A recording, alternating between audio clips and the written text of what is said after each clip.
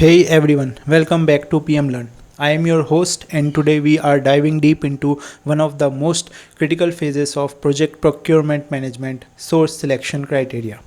Think about it. You have written an incredible statement of work, sent out your RFPs, request for proposals, and now your inbox is flooded with vendor proposals. They all look great on paper, but how do you scientifically and safely choose the best supplier without risking your budget, schedule, or reputation? In today's video, we are breaking down the official source selection criteria, walking through real world examples, and explaining the scoring systems that top project managers use.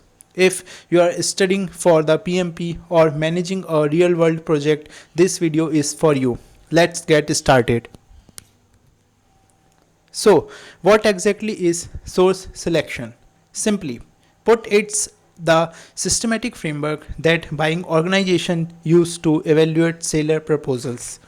The ultimate goal isn't just to find the cheapest vendor, it's about ensuring that the proposal selected offers the best balance of quality, risk management, and value of the services required. Real world example: imagine NASA is buying a lunar lander component. They can't just go with the lower bidder.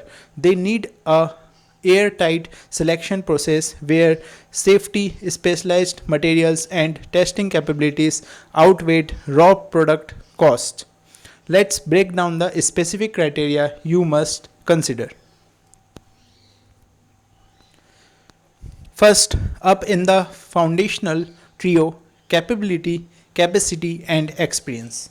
Capability and capacity ask a simple question: does this vendor have the machinery, technology, and staff to handle our project? More importantly, can they scale if things speed up? Then we have relevant experience. You don't want to be a supplier's guinea pig. You want to check their past performance. Have they done projects of this exact size, tech slack, or complexity before? And finally, financial stability. If a vendor is on the verge of bankruptcy, they might defeat halfway through your project, leaving your standard.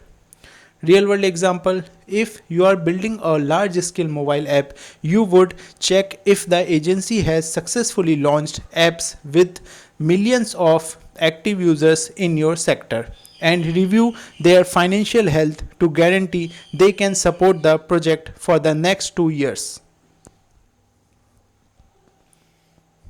Next, let's talk about commercial criteria, starting with product cost and life cycle cost. A huge mistake junior project managers make is looking only at the purchase price. Professional PMs look at the total cost of ownership, TCO. This includes installation, operation, energy usage, licensing, maintenance, and documentation cost. Along with cost, we must look at delivery dates. If you need a key component by September and a supplier offers a cheaper price but can only deliver by November, they fail the criteria because they delay the entire project. Real world example: imagine buying a fleet of electric delivery vans. Vendor A is cheaper initially, but their battery life is short and maintenance costs are high. Vendor B is 10% more expensive upfront but has a 40% cheaper maintenance cost over 5 years. A life cycle cost analysis would lead you straight to vendor B. Moving on to the execution phase of the proposal, we evaluate technical expertise and statement of work adequacy. First, does the vendor's proposed technical approach make sense? Are they using modern stable frameworks or outdated workarounds? Second, we look at the adequacy of the proposed approach and work plan. Here, you look at their project plan. Is it detailed? Does it map perfectly to your statement of work? If they submit a high level 2-page plan for a complex 6-month software development project, that's a massive red flag. Lastly, check their knowledge transfer program. What happens after the project is done? Do they train your staff? Is there detailed documentation? Or are you left dependent on their support forever? Here is a vital truth in project management. You don't hire a company, you hire the specific people doing the work. That's why we evaluate key team members, qualifications, availability, and competency. You must review the resumes of the exact project manager, lead engineer, or architect they are assigning to your project. Are they certified? Do they have a proven track record? Are they actually available or are they split across 5 other projects? Real world example, when a major bank hires an external cybersecurity firm to audit their vaults, they will demand that the lead consultant have at least 10 years of banking security experience and hold valid industry standard certificates like CISSP. Now let's talk about regulatory compliance and sustainability standards. Depending on your sector, this is non-negotiable. If you operate in healthcare, your vendor must have deep experience in HIPAA compliance. If you are in fintech, it's PCI DSS. Additionally, modern enterprises now heavily weight sustainability credentials. Organizations want to work with green suppliers who respects ESG mandates, reduce carbon emissions, and manage ethical supply chains. Real world example, Apple or Google won't partner with a hardware supplier unless that supplier can certify that their manufacturing processes are carbon neutral and their minerals are ethically sourced. So, with all this complex objective criteria, how do we make an objective decision? We use a scoring and weighting system.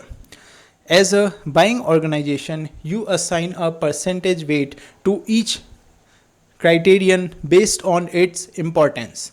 For instance, product cost might be 30%, technical approach 40%, and team qualifications 30%. Each proposal is scored either numerically through color code like red, amber, green, or detailed written criteria. You multiply the raw score by the weight to find the weighted score.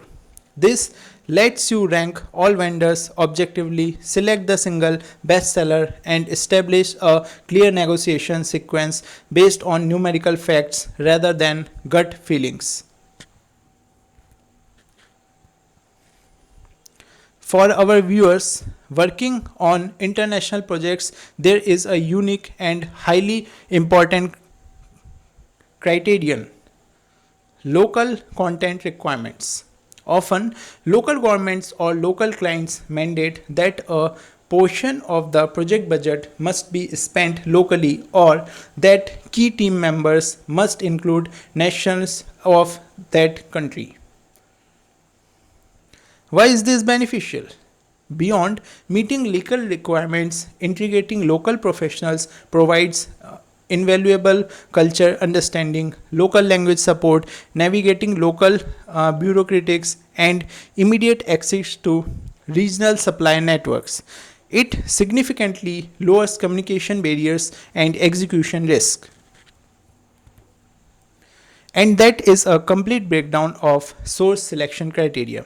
Next time you are selecting a vendor or preparing for your project management certifications, remember that a structured weighted scoring matrix is your best friend. If you found this video helpful, please hit that like button, subscribe to PMLearn, and share this video with fellow project managers. Leave a comment below. Which source criteria do you think is the most underrated in real world examples? Thanks for watching, and I will see you in the next PM Learn guide.